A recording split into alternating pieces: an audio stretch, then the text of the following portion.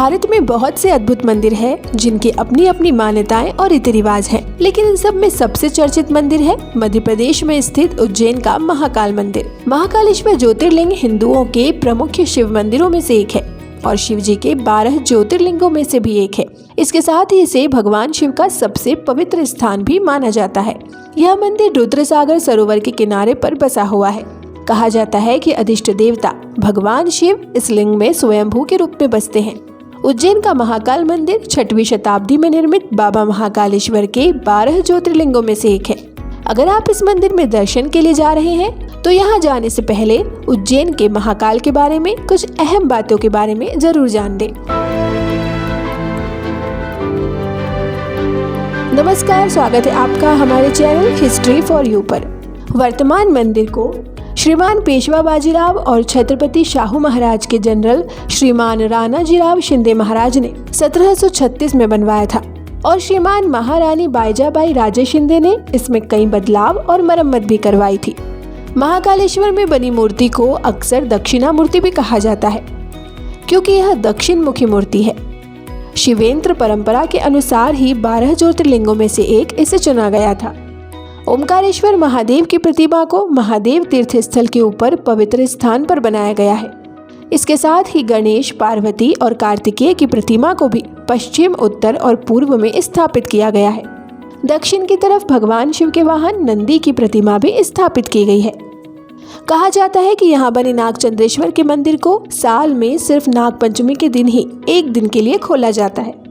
इस मंदिर की कुल 5 मंजिलें हैं, जिनमें से एक जमीन के नीचे भी है। यह मंदिर एक पवित्र गार्डन में बना हुआ है जो सरोवर के पास विशाल दीवारों से घिरा हुआ है। महाकालेश्वर मंदिर का शिखर इस तरह से बनाया गया है कि हमें यह आकाश को छूता हुआ दिखाई देता है।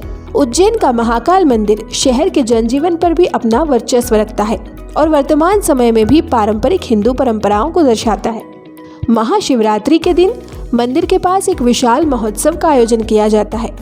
महाकालेश्वर मंदिर की सीमा में श्री स्वप्नेश्वर महादेव मंदिर भी आता है। आइए जानते हैं शक्ति पीठ के रूप में महाकालेश्वर मंदिर। इस पवित्र तीर्थ स्थान को 18 महाशक्ति पीठ में भी शामिल किया गया है। शिव पुराण के अनुसार एक बार ब्रह्मा और भगवान विष्णु रचना की महत्ता को लेकर बहस करने लगे थे। उनकी परीक्षा लेने के लिए शिव जी ने प्रकार के पिल्लर ज्योतिर्लिंग को 3 भागों में बांटा। शिव जी के रूप में ज्योतिर्लिंग के कुल 64 प्रकार हैं, लेकिन फिर भी इन 12 ज्योतिर्लिंगों की अलग ही पहचान है। 12 ज्योतिर्लिंगों में से हर एक ज्योतिर्लिंग का अपना ही एक अलग नाम है जो भगवान शिव के विविध प्रत्यक्षीकरण पर आधारित है। भारतीय स्वतंत्रता के बाद महाकालेश्वर मंदिर देव सुल्तान ट्रस्ट के हाथों से उज्जैन महानगर पालिका के अधीन चला गया और आज यह मंदिर उज्जैन जिला कलेक्टर ऑफिस के अधीन आता है।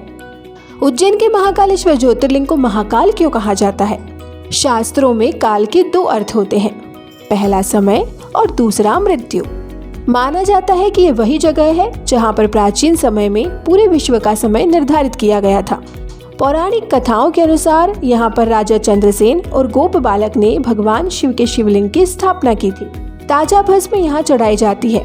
आपने कई मंदिरों में भस्म देखी होगी, लेकिन उज्जैन के महाकाल में ताजा मुर्दे के भस्म से भगवान महाकाल का श्रृंगार किया जाता है और महाकाल की भस्म आरती में शामिल होने के लिए पहले से ही बुकिंग करानी पड़ती है।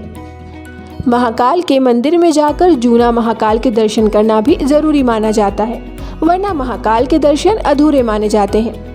कुछ कहानियों के अनुसार जूना महाकाल को मुगलों ने नष्ट करने की कोशिश की थी। मुगलों के डर से जूना महाकाल को मंदिर के पुजारियों ने दूसरे शिवलिंग से बदल दिया था। मौजूदा समय में महाकालेश्वर ज्योतिर्लिंग के 3 खंड हैं। इनमें से नागचंद्रेश्वर शिवलिंग के दर्शन साल में एक बार नागपंचमी के दिन ही किए जा सकते हैं। महाकाल के गर्भगृह में दक्षिण मुखी शिवलिंग है जो माता पार्वती, भगवान गणेश और कार्तिकेय के साथ मौजूद है।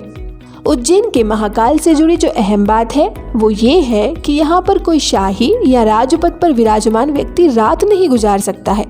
माना जाता है कि उज्जैन में विक्रमादित्य के बाद कोई भी राजा नहीं हुआ।